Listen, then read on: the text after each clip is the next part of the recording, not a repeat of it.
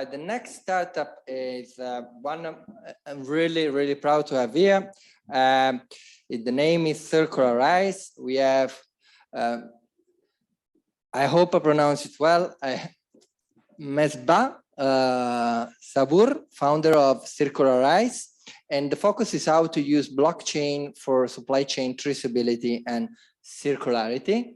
Hi, we already met, we already did a webinar. And I know you're doing very well. You also, I know that you just closed a funding as well, right? Is it public? Yeah, some things are public, some things are not public. There is lots of the rounds. Yeah. Okay. But I saw your team is growing and you're posting about hiring, so something is going well. Yeah, absolutely. Yeah. Good. So I'll let you speak. Introduce your company, Circularise. Perfect. Well, we'll do. Thank you. So, first of all, thanks for having me. It's a pleasure being here, although virtually. My name is Mesbah. I'm one of the founders of Circularise. We started the company in 2016 as a spin-off from the Delft University of Technology, where I studied industrial product design. So my background is really in creating from scratch products that can be manufactured at industrial scale and sold internationally. And obviously, it's very clear now, but less clear back then, a decade ago, that the system is kind of broken. It doesn't work. The way we manufacture products, it's kind of extracting resources from the planet, and then in a one-way stream, most of them end up at a landfill or incineration. And there is a clear need towards a better system, which we now know all of a circular economy and other trends. And while doing my bachelor and as well as master, I figured that we can never realize a circular economy without having the right digital infrastructure for supply chain to really be able to coordinate with each other and activate these circular economy activities by having the right information about materials, resources, and where they come from, where they end up.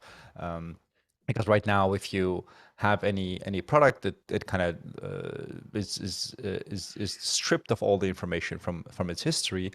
Therefore, it's very hard to make decisions at a mass scale. So let me share my screen and kind of go over Circularise as the company and what we do and why we do what we do. So in a nutshell, our mission is to bring traceability to the global supply chains in order to enable the shift towards a more circular economy. As I mentioned, and one of the core beliefs that we have is that if there is no transparency in data, there is no circularity. You really need to have transparency and traceability as one of the core pillars towards that circular economy. And today, we have been active for about 5 years, have developed the protocol. As I mentioned, the company started from a vision of circularity. So we're not product engineers at the beginning of the company. We didn't have any, and we were really figuring out what are the problems and how can we solve them. And very naturally, you figure out that there is problems around confidentiality and trust of the data. How do you store all that information from a supply chain? How do you connect that? How do you make sure the data is trustworthy? And we specialized for a while on chemicals and plastics. So most of our companies that we work with are in this space, quite internationally, mostly Europe as well as Japan, where we're working with suppliers in the chemical space to prove that their supply chain is sustainable, that some of their materials are coming from a certain origin, whether that's recycled plastics or renewable plastics, and therefore have a better environmental footprint. So the problem is that most of the time this information isn't being shared, and if it is shared, it's shared using a PDF document or an Excel sheet or what have you, which is very, very labor intensive. If you look at a relatively modestly complex product, it has very easily hundreds of tier 1 suppliers and tier 2 suppliers, and sometimes thousands of them. So it's very, very hard to rely on emails and Excel sheets to get information from how a supply chain is made of. And meanwhile, most OEMs and brands are making all these very ambitious claims about a 2030, 2050 net zero future and being able to decarbonize their supply chain. But how do you decarbonize something that you can't measure? I mean, you can't keep relying on sending emails back and forth, let alone the ability for any supply chain in your network to probably make mistakes or even add fraudulent information that you might not want to have there. So in a nutshell, we're really about solving this problem of sharing data, and we are not generating data. So that's really clear. Hopefully that's really clear. It's really important that we're not a company that goes at a company and starts to use all kinds of clever stuff to generate information, whether that's AI or something. That's not what we do. So we are creating a backbone for companies to add their own data. And the way that works is that imagine you have a resource, can be anything. In this case, it's a bag of plastic. It's a certain polymer. This is in fact a polycarbonate, which is a very, very high strength engineering plastic that is used in electronics, automotive, and all kinds of high tech applications. It's not a commodity plastic, it's very expensive. And it's being usually shipped in 25 kg bags or in super big bags, or like it's a ton or so. And what we are creating is essentially a digital product passport, if you will, that connects data around where this product is coming from, how it was manufactured, the sourcing composition, like recycled or renewable bio-based content, carbon emissions, and other environmental data points could be attached to that. But if you look, you see that there is a technology that we have developed and it's patent pending, mentioned here. It's called smart questioning. So the big value proposition of the system is that we can bring traceability without having to share or store any of that data whatsoever, right? So while the digital twin of this specific example gives potential customers in a supply chain access to these data points are not stored, not shared, not even with Circularise, nowhere. It's creating the ability to get the data points instead of actually sharing those data points. And the way it works is that you can use a method that is called mass balancing, which is one of the ways to create a full chain of custody or traceability through a supply chain. And it works by two parameters. So the first one is the weight of the bag, in this case, 25 kilograms. And the second one is the ownership. So by tracking weight and ownership, which can be done fully anonymously, you can create a digital flow of the supply chain parallel to the physical flow. So imagine there's a certain kilograms of material that goes into some part that goes into a final OEM product or what have you. And it can be as complex as you want to make it. But just by tracking mass as well as ownership, you can create this chain of custody. However, all the other data points are not there. And then that's where we use our technology with smart questioning to connect relevant suppliers and customers and allow them to exchange data between themselves. And we are a third party facilitating that, but we don't see any of that exchange is fully into an encrypted peer-to-peer connection. Therefore, it's transparency without lacking or without risking any of the data, any risk to confidential private data, because we don't store it. We don't care about it. We don't want that to see that data. We just want to facilitate exchange of data between relevant suppliers and customers. So in this fashion, anybody in the supply chain can upload information about their, for those like scope 1, scope 2 data on carbon emissions, or their mass balancing, their sourcing composition, even material composition, which can be very sensitive at points. But again, we're not sharing that. We're just creating the ability to potentially ask questions and receive trusted answers based on that data. And in a nutshell, the platform has a software as a service, traditional browser-based dashboard where anybody can start generating these digital twins, these digital passports, exchanging them on a value on a kilogram basis, owning them, updating the information, and what have you. And then there is the smart questioning part, which is, again, as I said, we don't want to store any of that data. So usually that is installed on-premise. It's not in our cloud. It's not browser-based. It's on-premise piece of software that can create these almost like fingerprints of very sensitive data that we don't want to see, but we can use the fingerprint, store that publicly to then prove the validity of data afterwards. Yeah, obviously there's an API. People can start integrating that, automating that with existing systems such as SAP, and potentially even consumer-facing applications that we have been working on as well. And at the end, I've got a 90-second video that I want to run if the audio works. That also shows some of that capabilities of an app like that. So when it comes to our kind of value prop from the tech advantage that we have is that you might have heard a lot about blockchain, but one of the most important values that blockchain brings to the world is that you do not have to trust a central administrator or a third party, right? You don't have to trust anybody in the world to own a Bitcoin or exchange a Bitcoin. It's the network itself and the cryptography that you have to trust. And as long as that's there is nobody in the world who can like say you're not allowed to own a Bitcoin or take your Bitcoin away or do anything. It's a fully decentralized and has a very high level of security when it comes to that, to the trust that are in that data.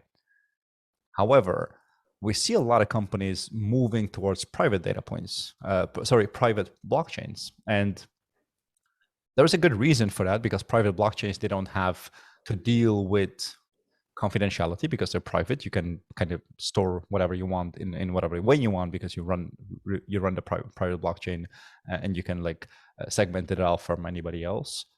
And because it's a private blockchain, you usually have very low cost because it's just like a single computer running the blockchain or a few computers running the blockchain. But at the same time, while going to that private model, you compromise the very importance of blockchain, meaning the decentralization and trust. By going to a private blockchain, you kind of create a trusted third party in that environment. And therefore, in our view, a private blockchain does not make sense. It's not really a blockchain. I mean, technically, you might call it a blockchain because it's using blocks, but it kind of like you might as well not use a blockchain. So that only leaves the use of public blockchains where decentralization and security and trust of the data is extremely high. However, you still have to cope with privacy and confidentiality, as well as the costs of the blockchain. And that is really what we've been solving with the technology that I referred to earlier on, which is called smart questioning. So instead of actually sharing any of the data themselves on a blockchain, you call what is called a zero knowledge proof, which is a advanced cryptography methodology to share a fingerprint of data and then prove some statement around the data without ever seeing the data, which makes the case of public blockchains used in enterprise settings extremely interesting. So yeah, I think we're one of the few, if not the only one in the world, who could actually do that and can use blockchain to its full potential instead of having to rely on closed systems that kind of, yeah, you might as well run them on a cloud system without blockchain. Another really important benefit of going to a public system is that, as you probably know, supply chains are extremely complex. Suppliers that we work with, such as Covestro that I mentioned earlier, they're not only supplying their materials to one single industry. They supply half of the planet's worth of materials. In case of some of them, that can range from household equipment to electronics to automotive, packaging, construction, medical equipment, and it's really important for these suppliers to have a system that works for all of these use cases, and they don't want to install a different blockchain for every different customer that they have encountered. And at the same time, if you go to an OEM or a final customer, like a automotive customer, they also not only buy plastic, right? They have the same problem, but the other way around, where they also source metals, they source fibers, textiles, minerals, or what have you. And they also don't want to install a different blockchain for every different supplier of material. So the problem is, how do you get to interoperability? And because I said we're running on a public blockchain, there is no way we can say, well, you're not allowed to work on this. And the model that we're working towards is very similar to email. There's an open infrastructure, and there can be different commercial clients running on the same layer. However, they work with each other by design, as opposed to having separate networks that compete with each other. Right? So in an email example, if you have Outlook and you send a supplier an email, it doesn't matter if they don't have Outlook, they can have Gmail or a different email client, and it works because it's built on open infrastructure. That is what is gonna be needed to get supply chain transparency at scale. You can't have closed systems like Uber or WhatsApp or Facebook to compete with each other, because the complexity in supply chains is simply too big to have a different solution for every single part of the supply chain. So yeah, and blockchains such as ours, the public ones, facilitate this really, really well. So today we're extremely focused on plastics and chemicals, but actually we have already some projects that we've announced recently in the batteries, critical materials, and as well as aluminium and other material spaces as well. Again, facilitating the exchange between various different industries. So yeah, that's it in a nutshell. I'm not sure if I still have time to run the 90-second video. If not, I'll try to cut it short, and if so, I'll be happy to run it for you guys.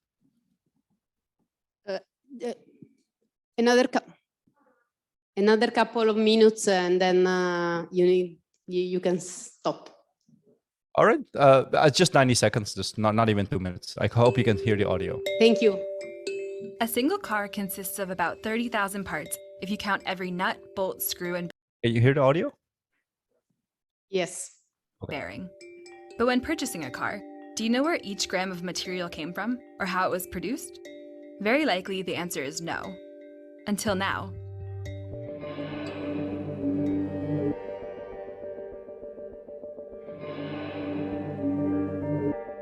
A Porsche represents a lot more than the final car. It represents craftsmanship and an eye for detail. That includes how it's manufactured, down to the raw materials. And now, with the help of Circularise, car owners are given a glimpse into these details in the palm of their hands. They can see what the car is actually made of, where the parts are coming from, and what impact they have on the environment. All traced and validated on a blockchain-enabled digital infrastructure created by Circularise. So we created this app basically because we believe the customer deserves to know what's inside the car. And we want the customer to learn about the sustainability of various parts. On click, they see the certified sustainability information and the digital twin of the material and the amount that was used to build the car. This is the potential to significantly reduce the environmental impact. Circularise enables exactly this and can therefore not only help customers to learn more about their vehicle and its origins, but also help Porsche's engineers to make better decisions for the next generations of vehicles and support end-of-life recycling approaches. All right, that was it. Okay. Thank you. Yeah, thank you.